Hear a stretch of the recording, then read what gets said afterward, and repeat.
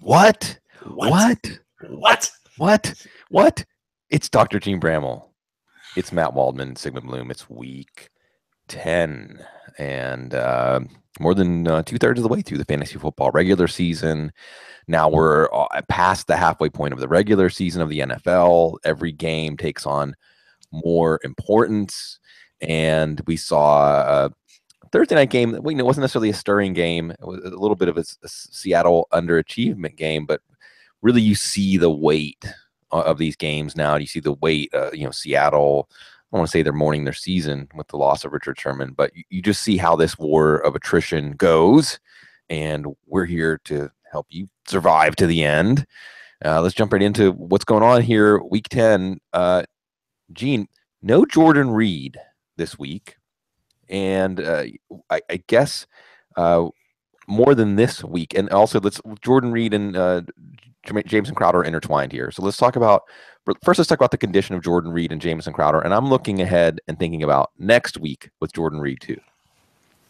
Yeah, I think Crowder's okay. There was some video of his individual drills on Thursday and maybe Friday as well that looked like he didn't really have much trouble moving around, stumbled a little bit, caught himself. Those are usually situations where you put soft tissue at risk, either a compensatory injury or aggravation of the other one. He looked okay.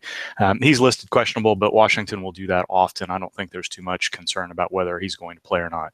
Jordan Reed, you had some nervousness immediately on Friday when they did not practice him. Jay Gruden came into the press room and said it was rest. And then they wanted to give him a chance to settle down and reevaluate him. But when you see that, every once in a while you'll see a team that goes ahead and rests somebody on Friday and allows them to play. That's generally not Washington, and it's generally not Reed. So it's not a surprise today to see them limit him a little bit.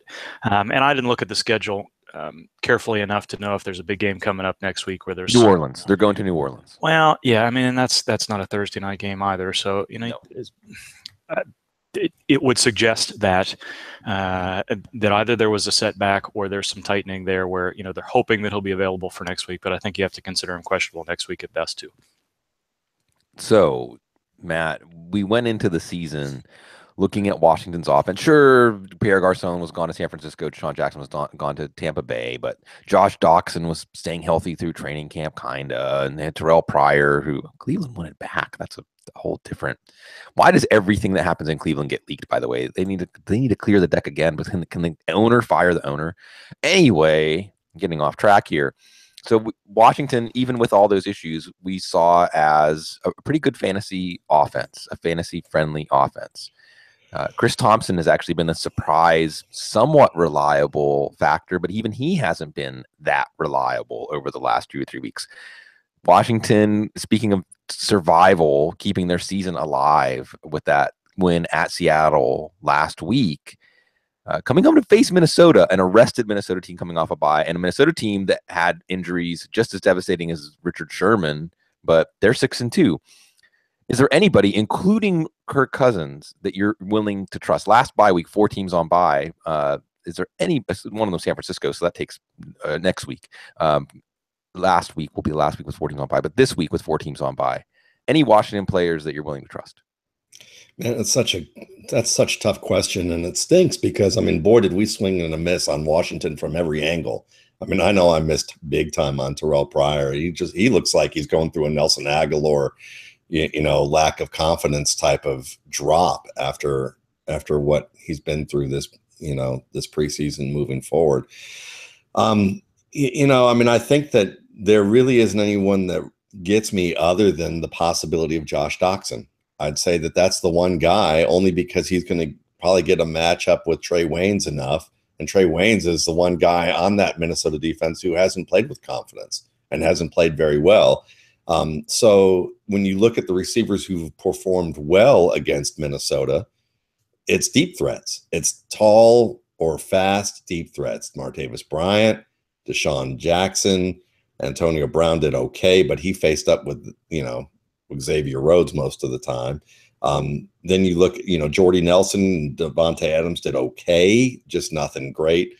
That's about it. I would say, I would say that your opponent, I'd like to have a clever line about your opponents on Monday needing the penicillin shot, but I don't think Vernon Davis is going to be that big of a deal against those linebackers. So I think that really when we look at it from that stage, I think Kirk Cousins has the possibility to give you, if you're on a bye week and that's all you've got. I mean, I wouldn't go to the bottom of the well in fantasy to try and find somebody, but he's a good enough quarterback that he might be able to cobble together points with a combo of what he's had, because that's what he's done so far this year. I mean, 240, 250, 260 in terms of yards. I think that's possible for him, especially garbage time, but it's not going to be concentrated on one player. And if one player does have like a big play, I would expect it to be Thompson with some sort of blown coverage that they didn't expect, or Doxson just getting a great matchup and then throwing it up for grabs. So let's talk a little more about that, Gene. Kirk Cousins. You have listed 6 Washington offensive linemen, 2 likely to play, 4 game time decisions. Give us the latest as we've been following this absolute debacle. Yeah, there's some news this morning that all of them are going to be available, but we are going to be in a similar situation this week with Washington's inactive list as we were last week, which is there's more guys there than the 7 inactive spots that they have. So there's a possibility, as what happened with Brandon Scherff last week, that a player may be active and not take a snap on the field. And I don't know where those guys stand. Trent Williams says he's going to try to play today. He was one of the 4 I had listed as a game time decision. The other guys have a shot to go, Spencer Long and Brandon Scherff specifically. I don't think we're going to see the backup Nishke yet. I think he's probably going to continue to be on the inactive list. But Morgan Moses is going to go. TJ Clemmings, who isn't listed at all, is going to go. There's a chance that all 5 of those guys will be playing, but none of them are going to be at full strength, particularly Williams, who could have a setback at any point and not be able to go. And it may be the bone bruise that's limiting him as much as the risk of having his kneecap dislocate on any play. And both of those things, it's not going to be as simple as moving him to the other side of the line or doing something where they might be able to protect one part of his body more than another. But hopefully we see those guys play and stick together. But all of those players are going to be at risk with players rolling up around them and on knees and ankles and what have you, leaving the game early. So hopefully they come through the game clean, but that's not been the case over the last month or so. No, it certainly wasn't the case.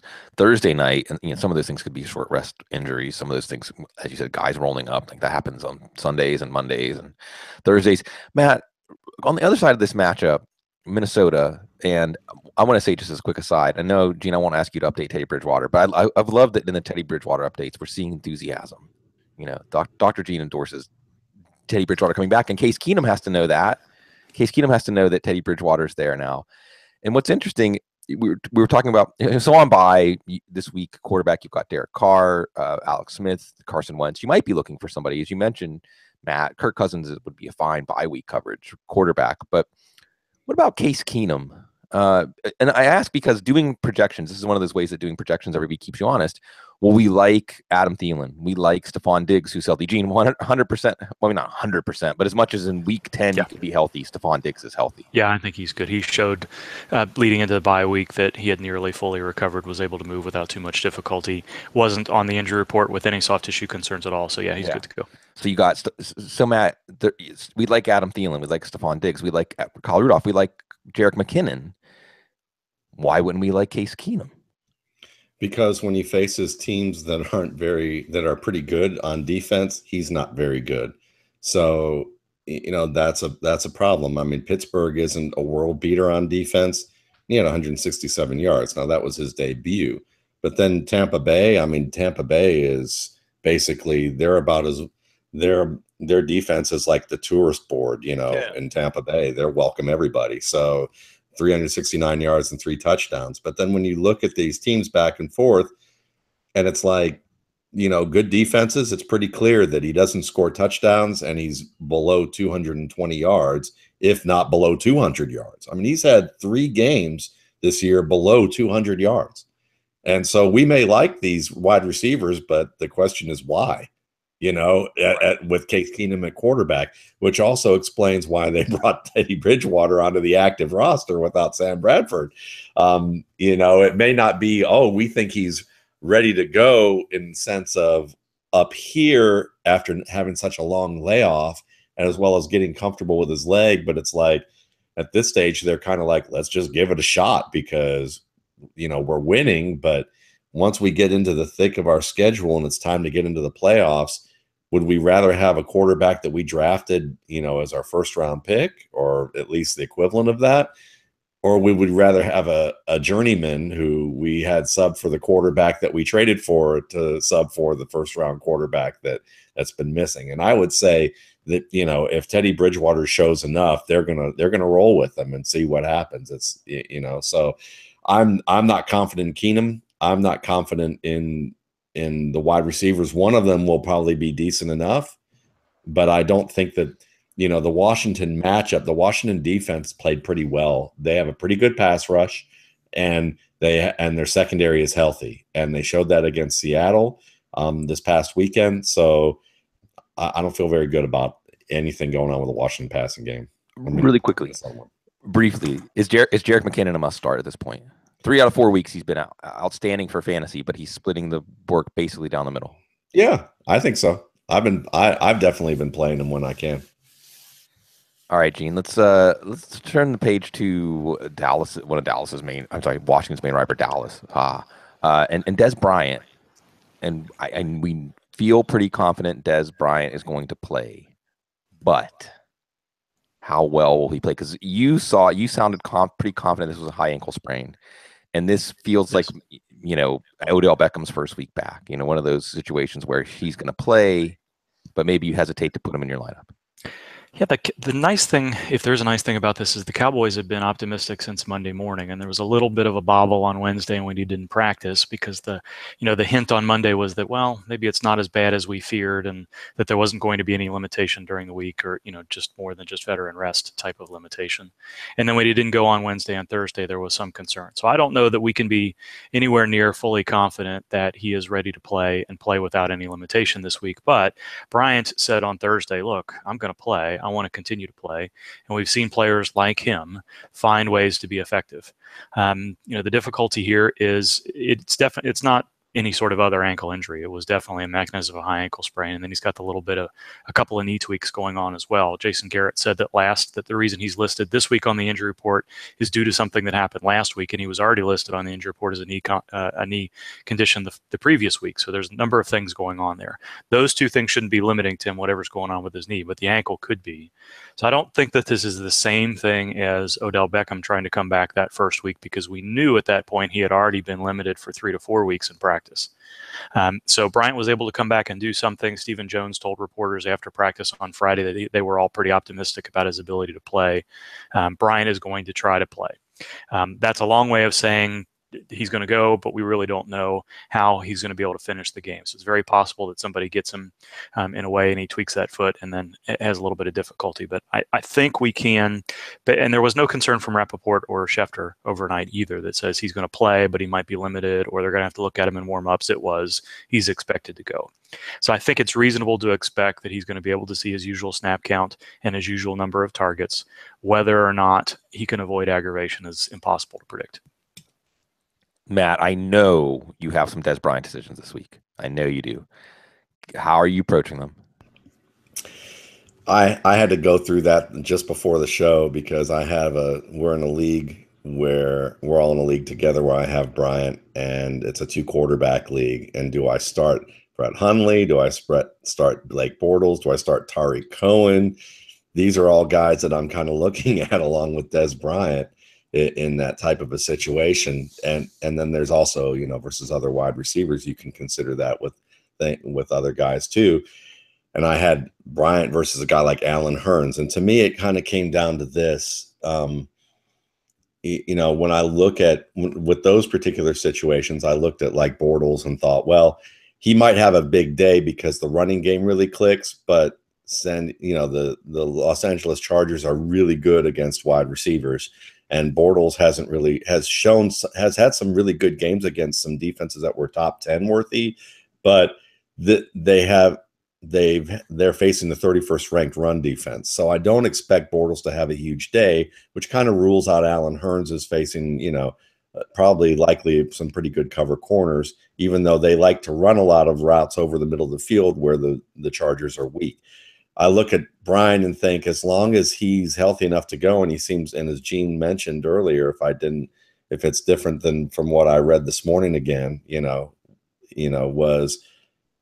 it seems to me that he should be okay. I mean, there's a chance for re-aggravation, but everyone seems to be positive about what he's done thus far. So I look at that and I think that he is going to get targeted. It's going to be meaningful targets for him. So, when you look at that compared to, other players who are either part-time or they're functioning in offenses that aren't playing well. Yeah. If I could see him as a wide receiver 2, wide receiver 3, then I'm going to give him a shot. So I'll give you some specific names based on, because I have him around wide receiver 30. Well, actually, let me ask you. Well, we'll stay with Des Bryant. I want to add that you have the insight of watching Atlanta every week, their defense, and understand the matchups, understand how well they've been defending wide receivers. So I have Des Bryant around wide receiver 30 this week. Some hesitation. Some of the wide receivers I have right above him: Deshaun Jackson with no Mike Evans, Ryan Fitzpatrick, and against the Jets. Would you agree with that? Yeah, I think so. I think I still think that I know that Fitzpatrick played it against the Jets defense. It's iffy. It's a pick 'em to me. I think Yes, and they're tight. I mean, the idea is this is the neighborhood. Yeah, that Des Bryant is in this week. Cooper Kupp. Yeah, I'm starting Cooper Kupp anyway. So yeah. Right. Juju Smith-Schuster. The defensive matchup is obviously better, and in theory, it should be good, but I wouldn't be surprised if Des outproduces Juju Smith-Schuster this week. Here's one, and you can say that I'm even asking this means I'm way overthinking this. And Gene, really quickly, Terrence Williams, no injury concern this week? Yeah, he's not on the injury report at all. He looked like he had a little bit of a high ankle sprain mechanism too, but he's going to play. So what about Terrence Williams versus Des Bryant? See, I think that's fairly even too, because while I like what Terrence Williams did last week, a lot of it came on routes that are his bread and butter, and they were. I don't remember a lot of tight coverage plays with him. Mm-hmm. And Robert Alford is a very good number 2 cornerback. So to me, it's kind of like, this is a test for Terrence Williams again to see where he's at. I think his route tree is kind of limited in terms of how the Cowboys use him. So, I thought about picking him up. I even thought about writing about him in the top 10 last week and saying, and I might have even mentioned a little brief thing about him. To be clear, it was the best he played in his entire career. Yeah. Yeah. Not just because of the stats, but how he was playing. Yeah. I'm still not sold. I guess that's the best thing I could do. I thought he was going to be a much better player than he was, when he came out, and he's been okay, but I'm still not sold. And I think Robert Alford is a good opportunity for that. I'm tempted by Terrence Williams on the idea that Des Bryant plays, but is not quite himself, and Dak Prescott. I want the guys that Dak Prescott is throwing to. Yeah. Then Cole Beasley. It's going to be Jason Witten, Cole Beasley, and whoever is going across the middle, because those linebackers are an undisciplined bunch, and they have no feel for angles. Deion Jones. Let me tell you something about Deion Jones. I say this every single week. He is such a great athlete. He is so good when he comes down the middle to hit you. He's kind of like Ryan Shazier Jr. in that regard. I was just thinking that name. But he and Campbell and whoever they got in the middle there, whenever there's an angle that they should have to tackle somebody in the middle of the field, forget it. Just forget it, because they are undisciplined and they just don't have a feel for the game. And Eric Stoner, who we all know and love, I remember he talked about Deion Jones like last year, and everyone said, "Oh, he's doing great." He goes, "Yeah, but he still can't find it. He still doesn't have a feel for angles whatsoever." Yeah, it's true. Yeah. And so really quickly on that last front, and what advice on the Dallas backfield today? Do you dabble in some Alfred Morris, or if you have Morris, wait and see a week how this plays out? I think if you can, any Dallas running back is a wait and see this week. I think Rod Smith is the guy that you hold on to and you just bet on and say, let's monitor the situation and see how he does. Because for Atlanta, it's about who's the player that can make cutbacks and find the cutback lanes and be able to press and cut. And we know, Darren McFadden isn't that guy. Morris is kind of that guy. He's the savviest of them, but Rod Smith has the best combo of those two players. So we'll see how it shakes out. Okay, Gene, let's talk about T.Y. Hilton. He's was it at the dreaded midweek downgrade, but not downgrade to out. And this is another one of those. I feel like as the season goes on, I become more cognizant of the possibility not just of a player being out, but a player being limited during the game or the possibility of leaving the game or missing snaps.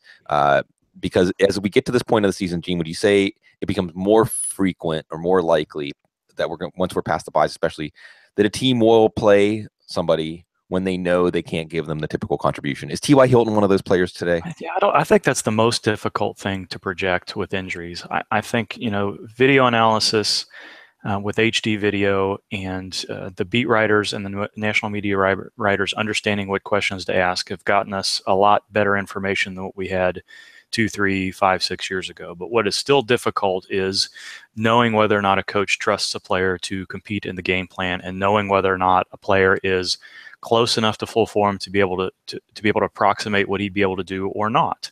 I think teams are getting a little bit further away, as you suggest, of using players as decoys, or only putting them on the field in the situations where they think that they can be best effective. And we've heard that specifically from coaches multiple times this year, where he's only going to be on the field for red zone packages, or we don't want to put him in a situation where he might have to run a 50-yard route and get to top speed with his hamstring injury. So we're only going to put him on the field and let him run routes where he has to do 10 to 15 yards, where there's not a lot of build-up speed and top speed that come with that. And Hilton's in that category. I think of all of the players, with the exception of Jordan Reed, all of the questionable players are likely to play today and likely to see pretty close to their usual workload. Hilton, I'm not certain about. There were two of the three beat writers, both Stephen Holter and Mike Chappell, said that they expected him to play. And Holter went so far to say, as I think he's going to play and play well, but then kind of backed that up this morning and said, well, we don't really know exactly where he stands. So I don't think that Thursday or the Friday return to limited practice for Hilton is anything more than they wanted to see how he felt going into the weekend. And we don't know the answer to that yet. So of all these players, Hilton is the one I'm paying closest attention to during pregame warmups, just to make sure we don't get a Zach Ertz situation from week before last, to know where things stand. But it's just this thing I struggle with the most is to say, yes, he is likely to, how likely is an aggravation, or how likely is it that the team is going to limit his snaps a little bit? That's always a concern with these players. But when you get to these elite talents, regardless of what their injury is, you have to expect, as we saw with Delanie Walker last week, DeMarco Murray in the past, if they go, they're the ceiling projection is still there. The floor is a little bit lower, but the ceiling projection is still possible. So the reason I'm cautious, Matt, potentially with T.Y. Hilton, is he's more like a race car. He's more like an F1 car where everything has to be tuned very well for him to perform. And when he can perform, wow, can he perform? And the other thing is that it's the Steelers' pass defense. It's T.Y. Hilton only producing against Cleveland, San Francisco, and Houston, and he produces against Houston, even if it's Case Keenum at quarterback. So does this status of Hilton this week make your decision easy? Because it gives you indigestion to think you might leave a 7 for 177 on your bench. Is it best to leave the race car in the garage? I'm leaving him in the garage, and I got burned last week doing that, I believe. So, it's just, but I still would. I mean, I just think that's a situation where you just have to look at, you look at the opponent, you look at, the area of the injury, and you look at the, how this player plays, the style of his play, and it just doesn't really add up. And I will add, now that we've talked about Dez a little bit more, I think I'm actually going to bench him. So, I think that's probably a better play on some of these guys. And what was funny is you mentioned a couple players I had that I thought, did I actually start them or not? And I actually didn't start them. So that's kind of funny. Don't listen to, oh, well, see, this is where listening to me. Get bloomed. I'll say this. My stance on Dez is, around wide receiver 30, unless I don't have a decently attractive option, I'm putting him on the bench. Gene, T.Y. Hilton's a race car. Julio Jones is a battleship. He's a destroyer. You don't need him to be fine-tuned. You just need him to be seaworthy. Is he seaworthy? Slow-moving destroyer. Is that what you're implying there? Yeah, I think so. Leading into this week, and on Wednesday when he didn't practice, I didn't think there was really any chance that he would not be listed in some form or fashion on the game status report, but they didn't put him there again this week. And usually when Jones is in that situation, he plays all the snaps and he plays well. what we don't know is what's happened almost every one of the previous 9 weeks that he's played, which is there's something gets banged up during the game, whether it's knee or ankle or calf, or any number of a toe, any number of other things that he's had over the years. But going into this game, you'd have to suggest, and the same thing as Bryant, both of these players must have been something about their injury where, although you could see the mechanism of high ankle sprain, it wasn't significant. They didn't come in on Monday, as so many players do, with a lot of swelling and stiffness that prevented them from being able to get back to a relatively full workout on Friday. And he's ready to go. The Falcons are going to routinely list folks questionable if they have concerns. They've showed that in the past, but Jones wasn't listed, and he should be good to go. So, seaworthy? I think so. Really quickly, and we've talked about this before, but I want to refresh it. All of these not listed on the injury report. It's very odd when I'm updating the Newswire on Fridays and I see this player is limited in practice on Friday, but not listed on the injury report. And we think this is a reaction to the probable designation being eliminated. I think that's part of it. And I also think, refreshingly, because I thought when that changed that we were going to see a ton of players listed questionable and be forced to decide with the help of the media folks whether or not these guys were going to go. It's been refreshing to see that most teams, not all, Detroit, Carolina, and there are a few others that Chicago that come to mind, that will list their probable players as questionable, just in case, so that they don't run into a Jeremy Hill situation where, a guy isn't listed on the injury report and then can't go and then goes on injured reserve, things like that. So I think you could see that as a surrogate for probable. That's probably the right way to approach it.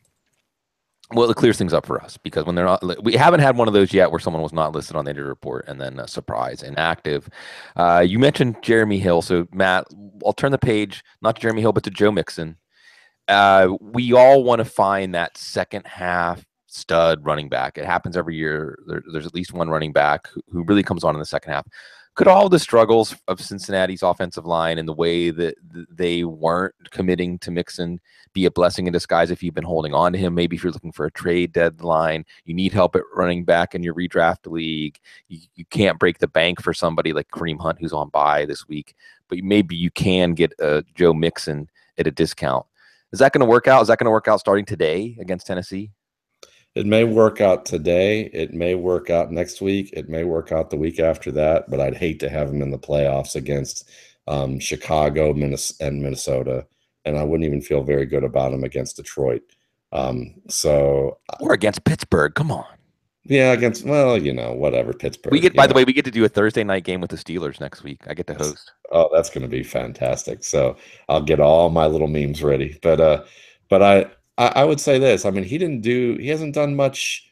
He was 11 for 18 against Indianapolis.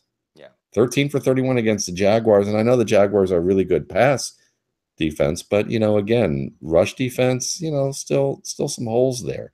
So I'm not really in love with the way this team's playing.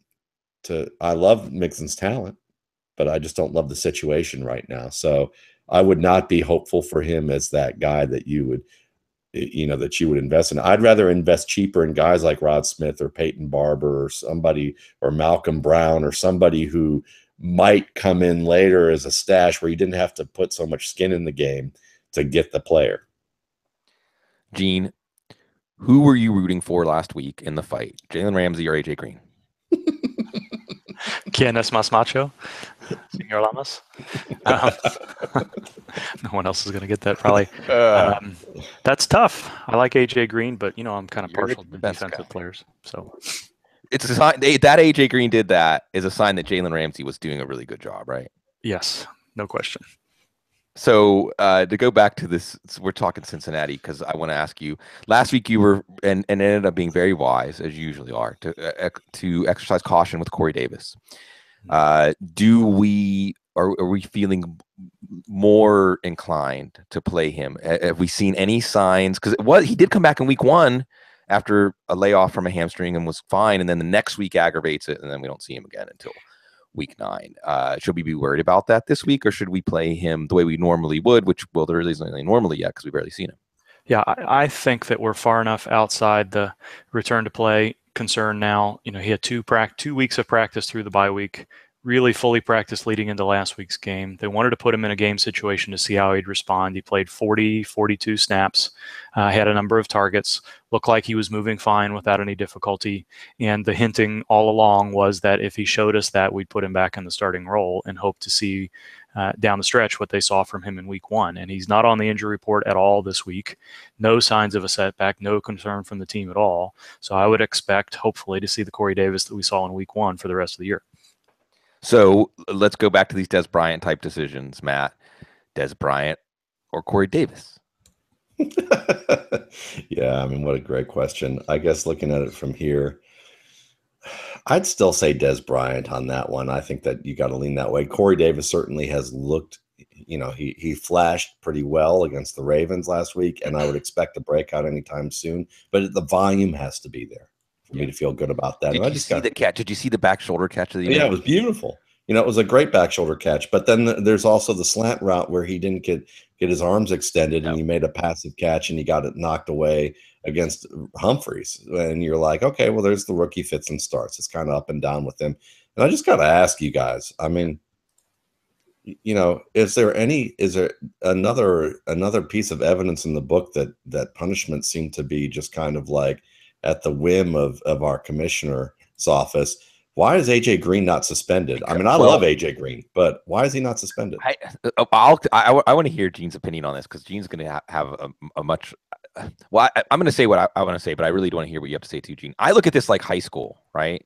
Like in high school, you had a reputation, and if there was an incident, the principal would read in your reputation to doling out the punishments, right? So we have Mike Evans, and we have Jalen Ramsey, and we have AJ Green. Okay. AJ Green is, by all accounts and measures, and y'all can give me some counter information to this, but he's a high character player. He's a high football character player. Everyone that deals with him has nothing but the utmost respect for him. Now, AJ Green committed a grave mortal mistake, and the league has to be able to control this on the field. When you start to throw punches, and he threw punches 3 times, he kept going after Jalen Ramsey at the bottom of the pile when Ramsey's helmet was still on. He jumped him from behind. He I wish we had the. There was an MMA comparison, like there was blow by blow of what it looked like. Yeah. So it seemed very unfair to me at the time that Jalen Ramsey was also thrown out of that game, because what Ramsey did is he gave him a 15-yard shove after the play was over, and obviously it was built up frustration, and there might be extra built up frustration of AJ Green being on this Bengals team this year. But whenever Green and Ramsey got thrown out, I thought it was atrocious that Ramsey also got thrown out, but Ramsey's a second-year player, and Green is a player that has never really done anything like this, and he didn't get suspended. And it was pointed out, you remember when Andre Johnson took Cortland Finnegan to the dog pound, the little yapper chihuahua, and threw him over the bridge like the dog in Anchorman? He didn't get suspended the next week. Andre Johnson did not get suspended the next week either. I think these were two different scenarios, though. I understand, but I do think also there's this kind of what they would say makeup calls. When there's kind of a makeup call here where Green was suspended. I mean, Green was kicked out of the game, so he wasn't suspended. Mike Evans in a very similar situation with Marshawn Lattimore. And again, these young, brash corners, and good for them. It's a straw that serves a drink when these young corners come out and say, I'm not backing down. Not only am I not back down from you, you should be backing down from me. Evans was not suspended. I mean, Evans was not kicked out of the game, which is funny because he couldn't have had any effect on the outcome of the game anyway with the way that one went. He was suspended. And Evans doesn't have the reputation and record that AJ Green does. So, Gene, what did you think about all this last week? I think the real answer is, or at least the front-facing answer is that Green was kicked out of the game, and he already partially served some time. I don't know that that's really what it should be or not. But the true answer here is you can suspend Tom Brady for 4 games and risk messing with Robert Kraft. You can suspend Ezekiel Elliott for 6 games and risk messing with Jerry Jones. But you cannot suspend AJ Green and risk messing with Mike Brown. That's the real issue here. Okay, so The real shadow power of the that is NFL. the real shadow power of the NFL. Absolutely. And my wife likes to say, relative to surgery, eat when you can, sleep when you can, and don't with the pancreas. Yeah. Mike Brown is the pancreas of the NFL. Do not mess with Mike Brown. I love it. Mike So Brown is the that's why pancreas. I AJ love it. Green didn't do what he was supposed to do, which is if he was frustrated with the Bengals, go up into the owner's box and do that to Mike Brown. Yeah. Wow. Okay. That's the real answer. Let's Okay. pivot. Let's pivot since we're talking about Mike Evans. Let's pivot to that Jets Tampa game. Matt, what about Ryan Fitzpatrick as a bye week quarterback? Well, I mean, you get a chance for a lot of yards, but you also get a chance for a lot of interceptions. But that's the easy analysis, I suppose, when you look at that scenario, and you see there that the Jets have intercepted a pass from almost, all but like I think 3 quarterbacks they faced this year. So and they've also given up multiple pass touchdowns to most of the quarterbacks they faced this year. yes, they have. So it's one of those scenarios where, well, who are the quarterbacks that they haven't given it up to? And that would be, Jay Cutler and Blake Bortles and Deshaun Kaiser. So when we look at it from that scenario, is Ryan Fitzpatrick, Blake Bortles and Jay Cutler are see it, throw it guys. They're not timing passers. Ryan Fitzpatrick is a timing passer. He just sometimes calculates he remembers some formula that he had to memorize at Harvard and then doesn't really look at the defense because it's all theory, and then realizes that in action it didn't work out. So I think that there, you have the potential for some turnovers here, but I think that otherwise, when you look at, players who performed reasonably well against the Jets defense, it's been a timing passing game. Tom Brady, Derek Carr, those are 2 examples. But then again, there are only 2 players who threw for more than 200, 3 who threw for more than 250 yards, and it was barely more than that. And one of them was Tyrod Taylor last week, basically him running around and doing what he does, which is Garbage time. It was all garbage time. Yeah. So I look at this and I'd say the answer is no, he's not a very good play this week, and I'm not very enthusiastic about any Bucks players really, other than maybe a chance start of one of their running backs where you're just desperate. Or Cameron Brate. I think Cameron Brate will be okay in this game. I mean, because of the tight end ranks. I mean, I'm just saying he's still in the top 10 or 12, closer to the bottom than he was with Jameis Winston. But let's step through some of the injury aspects of this game. First, Gene, even though he did not practice this week, we do expect Muhammad Wilkerson to play. I'm off mute here. Yeah, I think so. The Jets had kind of planned to shut him down before the bye week about a month ago, and he played anyway and played better than he had played in the first 6 weeks of the season, and has continued that. So I haven't seen anything to suggest that he's got a new injury on top of all the 2 or 3 that he's been dealing with throughout the season. So even though he did not practice this week, he looks like he's going to play and hopefully continue to play well. And what about this hasn't really been reported on that much, but the Tampa offensive line also not quite to Washington proportions, but 3 players questionable this week. But you would expect they are all going to play. I think so, and primarily because DeMar Dotson had a whole lot to say earlier in the week about this is the time of year where players quit. And you don't say something like that earlier in the week if you're planning to miss a couple of games with a hamstring injury or something like that. And all 3 of those players, J.R. Sweezy was fully practicing on Friday and had a lot of practice during the week, so I don't think there was a lot of concern about him. But both Dotson and Donovan Smith, their tackles, did not practice until Friday. Dotson fully practiced. There's no, like I said, Tampa Bay, that's one of the teams that will list players questionable and use it as a probable surrogate. Dotson is going to play. I think of all the 3 of those guys, Smith is the one that has the most chance of missing the game. It's a knee injury. I didn't see specifically what it was through the video replay. He was able to get back to a limited practice. I think he's likely to go, but it won't surprise to see him on the inactive list. But Dotson and Sweezy are going to play. Okay, and when's Jameis Winston going to get taste one of these again? Gene? I see you guys had the same reaction as the Tampa players, which was what was great. You guys know what I'm referencing. Yes. Winston is week to week. So what I said on Thursday night, I think is going to hold until we see something different, which is that once a player misses a game, and it's proven to everybody, teammates, front office, fans, that the injury was significant enough to cause them to lose time and not play in a game, then those players usually take as much time as they need to get as close to full form. And again, nobody's going to get close to full form within the 17-week NFL regular season. But there's no sense in him coming back if there's much risk of an aggravation, or they're worried about his ability to improve his accuracy over and above what he had been able to do the previous couple of weeks. So I don't think that's going to be next week, but I would expect to see him sometime before the end of the year. What we heard was a few weeks, so whether it turns into 2 to 3 if he recovers and rehabs more quickly than maybe the team expects, or if it's more along the lines of a month, I don't think we're going to know until maybe the end of this week into next. Yeah, and if you haven't seen it, check out the video, folks, on Jameis Winston's pregame fire-up speech to Tampa last week. And really, more than the speech, check out the close-ups of the faces, especially Deshaun Jackson, of the faces of Tampa's players as they were watching his speech, which really didn't quite work. And Matt Forte, I won't make you repeat all of that stuff again, Gene, but Matt Forte, a similar situation to Jameis Winston, where like now that he's out this week, it's more likely he'll miss at least one additional week than be back next week. So there's something about his knee that he doesn't like anymore, right? Yeah. He said that it has to do with it's the same knee that he's had injured in the past, the same knee that he's had surgically addressed in the past, and it's more than just a little bit of swelling.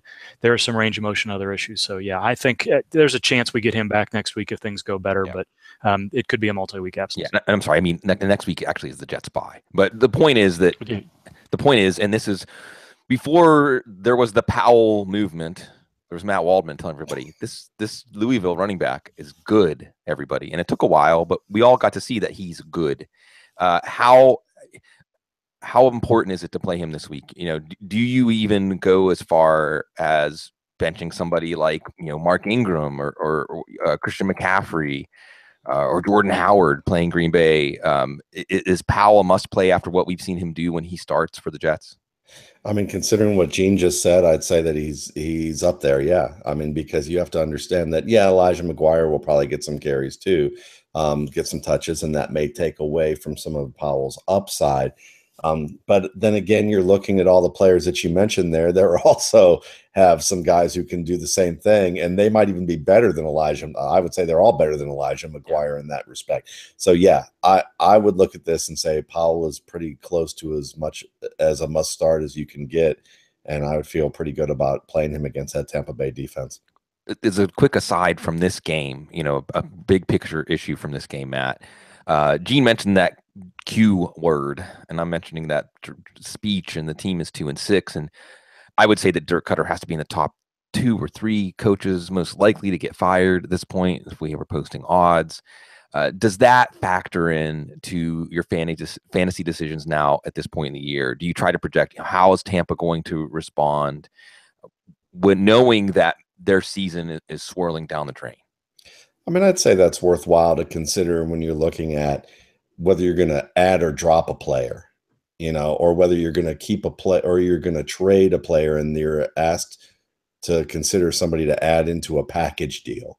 I think those situations are where you're going to really consider those types of narratives and see where that fits in. And I don't know. I mean, I just look at what you just mimicked before we got into all this, and I think, is it possible, Gene, that, when you have a shoulder injury like that, it could be an indirect route of sepsis? I mean, shouldn't you wash your hands before you do that after you have your hands under a center? I mean, I'm going back on mute. Well played. Powell movements and sepsis all in one. Yeah, I'm telling you. That's good. We try to keep it. We try to keep it light, although it's there's life and death, and then there's fantasy football. Matt, there's life and death. Well, there's life and death, and there's no Brian Balaga, and it hasn't been going that well for the Packers anyway. I would guess across the fantasy football world, even players like Jordy Nelson and Devontae Adams, the bottom line here is don't play any Packers. Would you issue that advice this week at Chicago? I would say that, Chicago has a pretty good defense. And if you're in a desperation situation where you're looking at say, one of the Cowboys backs, or maybe Aaron Jones, then I would probably still take Aaron Jones at that stage. But it's pretty low on my list in terms of players that you're going to want to go after. But then when you take a look at Brett Hundley, it was interesting to me because, from a fantasy angle, sometimes we often get things right for the wrong reasons. And I feel like from a Brett Hundley standpoint, the analysis that we saw, especially on Twitter and from people that I respect, but still, I would say, just in my opinion, a lot of it was right for the wrong reasons. A lot of people were looking at things and saying, look, he missed that throw. How did he miss that receiver? Oh, his eyes dropped from the pocket.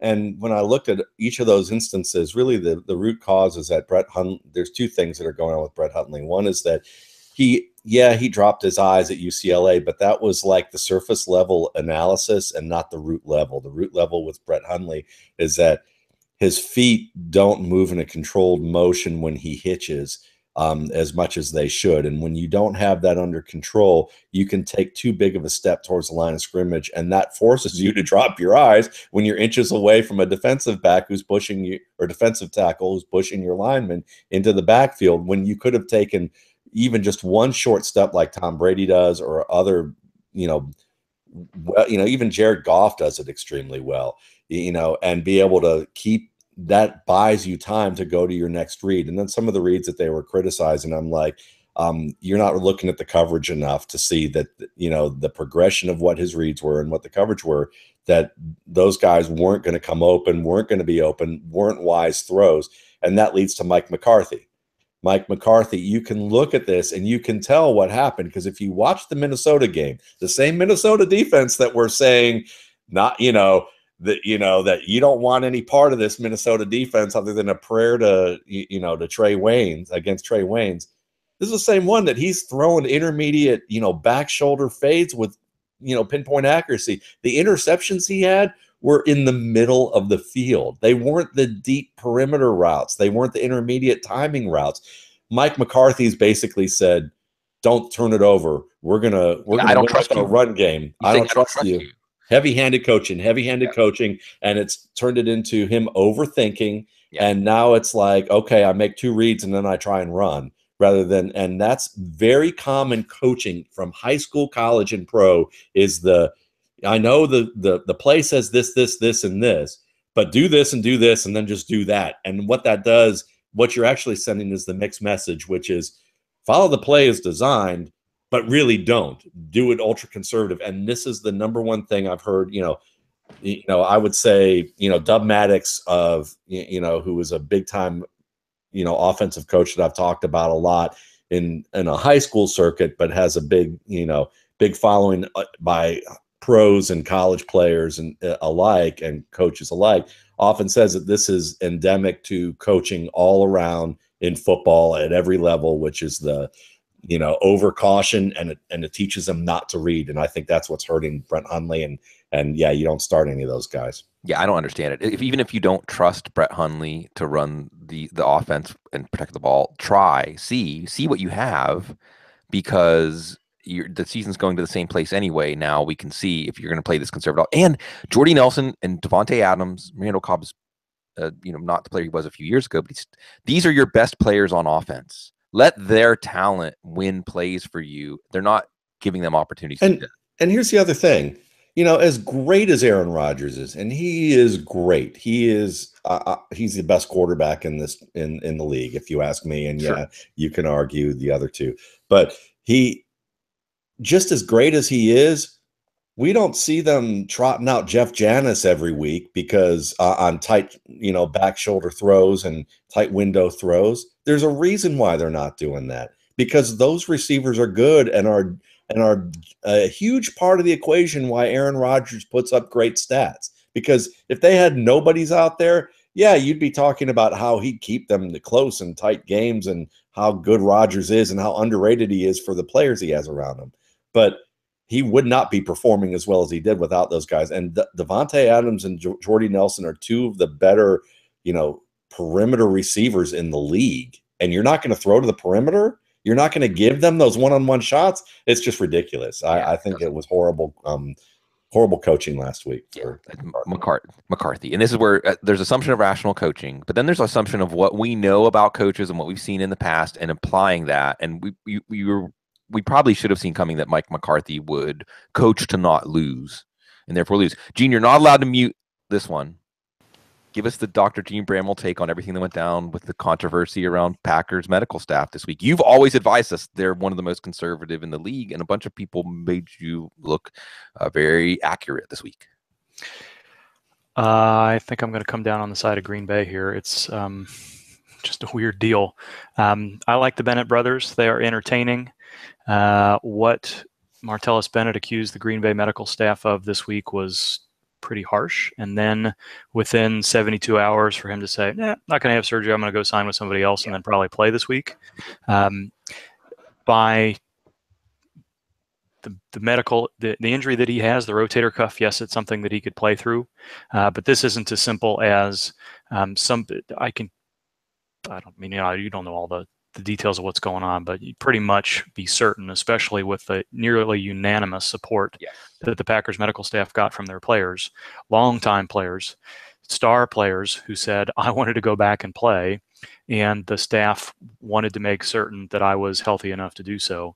To see how this has gone down with Bennett is disappointing, and like I said, I hope Bennett does well. I hope he recovers, and I hope there's no issues with his game for the rest of the season. But I would find it difficult to believe that he was pushed to play when he shouldn't, and they didn't. The medical staff didn't do everything they could to make sure he had all the opinions he needed to do whatever. Yeah, I'm a big Bennett brothers fan too, and I disappointed is a good way to put it, because what the other part that doesn't make any sense is if he told the Packers because he got these other opinions, I'm having surgery, and then he gets added claim by the Patriots, and now he's questionable and might play. He wanted out. That doesn't add up, and he got out. So, and he maybe get out without a lot lighter signing bonus. I think some of the things that David Chow has written this week makes it seem like unlikely that that's going to be the case, where it's going to be pretty difficult for the Packers to prove that there was an injury there, and it's going to be difficult for Bennett to say that the medical staff mistreated him. So I think it's going to end up being yet another story toward the end of the year where there's lawyers involved, and somebody is saying something about somebody else, a lot of he said, she said stuff that probably will not come to anything other than a lot of not so good press. Yeah, well, let's turn the page. A couple more games here we can touch on with 5 minutes left in our Sunday morning hangout. Gene, how many healthy linebackers with any NFL experience do the Giants have this week? One, and I think it's Kelvin Shepherd who they added off the list. I thought they had added somebody else too, but Plank Melody in our chat room reminded me that it may have only been Shepherd. So I don't know what's going to happen with Jonathan Casillas. He's listed questionable. I would think that Calvin Munson is probably going to play.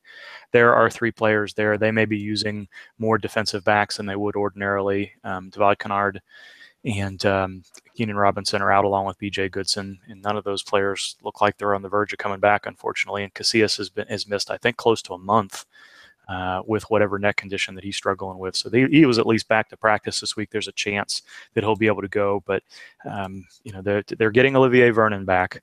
The defensive line is getting a little bit healthier. And the secondary is okay, but boy, they've got, as they always do, but even more than ever, a big hole in the middle of their defense at the linebacker spot. Yeah, it doesn't necessarily mean we're going to play Garrett Selleck, but maybe we are, as the Giants have given up a touchdown to a tight end in every game this year, Matt. It doesn't mean we're going to play Carlos Hyde, which we're probably going to play anyway. TJ Beathard knows how to check down to Carlos Hyde as his skill players get thinned more and more. But, Matt, it's very rare and weird that we have a one-win team on the road and a somewhat unproven running back, but it feels like we should play Orleans Darkwa this week. Is this a trap? Is this a fantasy football trap? Or is this one where he's going to carry the ball 20, 25 times? He's going to get 80, 100 yards. He's got a good shot at a touchdown. Come on, don't overthink this. I would say that he's a guy that you definitely consider as a bye week option, but I think it's still going to be a split between him and Gallman, just enough that you're not going to get that high end number, but you'll still get a healthy number that you won't be like hating yourself for playing him. But I don't think you're going to love the decision and be thumping your chest at the end of the day. Same with Sterling Shepard, or a little less pessimistic or a little more pessimistic? I love Sterling Shepard as a player, but I'm just pessimistic in the Giants in general. I think this is a game that, in all honesty, that the San Francisco 49ers can win. Yeah, that's the big implications for the top 5 of the draft order. Yeah, out in Santa Clara. Yeah, will they go? Will we be seeing Saquon Barkley in the first round, or will Kyle Shanahan live by his family name and draft one in the 4th? Right, another one. Gene, not so much for this week's lineups, but looking ahead, do we have a good read on when we should expect to at least have a chance to see Chris Hogan again?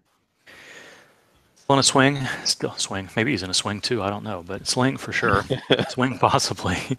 Still in a sling earlier this week, a good 10 days after the injury, and that would suggest that there's something going on his shoulder that's going to be a longer-term absence. So, unless there's just an abundance of caution, it doesn't make a lot of sense for him to still be immobilized, which is the best you can do is a sling for a shoulder injury, well, close to the best you can do. Makes it very unlikely that he's going to be able to get enough strength and range of motion back to play next week. So we're probably looking a little bit further down the line. Matt, in that matchup tonight, New England, Denver, this was must-see TV just a few years ago. It should be more entertaining than the Giants-San Francisco game. This Denver defense was very much, like the skull and crossbones. Like, don't go here with your wide receivers. Has that changed this year? If you have a Brandon Cooks, if you have a Danny Amendola, are you feeling more inclined to play them because of what's been happening in Denver and the weekly exercise of getting into the head of Bill Belichick? And we saw in week 8 against the Chargers very wisely, you don't take the bull by the horns. You don't drop Tom Brady back a lot for Melvin Ingram and Joey Bosa to tee off on him. You pass short. You pass to the running backs. We had Rex Burkhead had 7 catches in that game. I think James White had 5 and a touchdown. Or even though the corners for Denver have been more vulnerable this year, is the answer again this week passing to the running backs? No, not necessarily, because I think it is going to be running back and tight end heavy, and you're going to see that because of the fact that the linebackers in Denver have never been able to cover very well, and that's always been the weakness of their defense, and you're going to see that again. But at the same time, this offense has always been a short passing offense. It's always a pleasant surprise when they go deep. That's really the gist of what they do. So they like to play the middle of the field, even with their wideouts on the outside. They cross them in the middle of the field and do a lot of work there. And I think you're going to see that as well. And that's where any cornerback who's a good cover corner is vulnerable when they play man coverage, is the crossing route, because the crossing route is a man-beating route. And so you're going to see plenty of that with Brandon Cooks. You're going to see that with Amendola. You're going to see that with the receivers, any of the receivers that they put out there. And are the Broncos still a tough passing defense from a cornerback safety standpoint? Yeah, of course they are. But even last year, or the year before, if you had Tom Brady and the Patriots and the way that they play their style of offense, that matches up well with the Broncos defense anyway. So you wouldn't drop them down too well even before what we've seen out on the field recently. And it fits the same as, when you look at the Eagles last week. The Eagles, the strength of their game really is the tight ends, and the tight ends just riddled them. You had 2 backup tight ends. They dusted off Brent Selleck.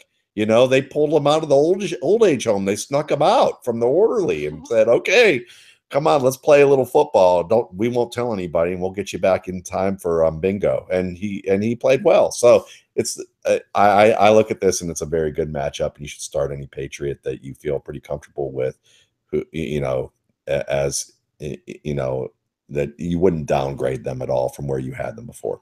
Yeah, I joked, Matt. I joked that they should let everybody in Denver, all the fans, each bring a fruit or a vegetable to throw at Brock Osweiler. That would make this game more fun to attend for them than the actual game is going to. Do not encourage that. Do not encourage that. I didn't officially say that. I've been to more, as someone who hates the Broncos, like passionately more than any team in the NFL, I've been to more Broncos games than any game that I've ever been than any stadium, and you don't want to encourage those Denver fans. No, they'll be disappointed. Maybe they can throw Barrel Man's barrel out there. That would be entertaining. roll them down the aisle. Yeah. Cecil's going to have some stuff to deal with in Denver on the radio this week. We always love dealing with y'all in all of the different formats and avenues we enjoy. We hope you get to taste a W this week in your fantasy league. Everybody, thank you so much for supporting what we do, giving us an opportunity to get together and spend time and call it work,